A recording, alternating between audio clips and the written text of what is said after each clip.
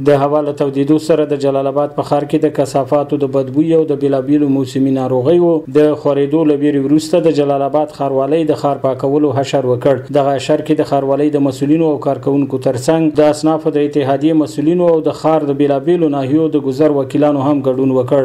جلال آباد یو ګرم ښار دی او کثافات چې پکې ډېر شي نو بیا دا ښار بوی پیدا کوي او د خلکو ته د مرضي او د دې شیانو لامل ګرځي.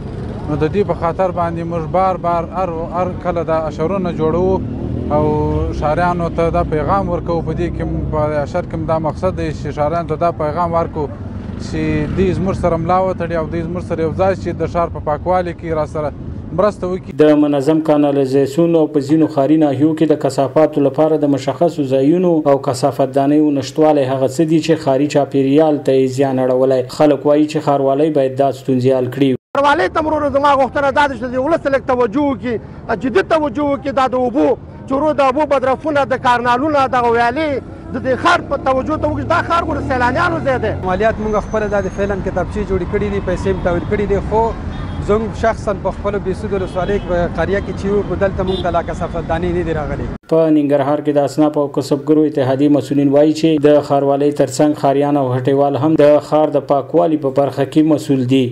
ښار مو ګډ کور دی. په خپلو ټولو هټیوالو هم غږ کوم چې د ښار پاک ساتلو کې اقدام وکړي او موږ به نه انشاءالله چې دغه نننی اشر چې تاسې ګورئ دا به په دوامداره شکل موږ اجرا کوو او خپلو هټیوالو ته به هم دا پیغام رسوو چې د ښاروالۍ سره په ګډه د خپل ښار پاک ساتلو کې اقدام وکړي. جلال آباد یو ګڼمېشتی ښار دی چې د ختیځې سیمې ترڅنګ پکې د هیواد د بیلابیلو ولایتونو اوسیدونکي میشت دي. د ښاروالۍ مسؤلین وایي چې د ښار د کانالیزاسیون د جوړېدو او د ښار په مختلفو ناحیو کې د کثافت دانیو د جوړېدو پلان لري چې په نږدې راتلونکي کې به یې په اړه لازم اقدامات ترسره کړي.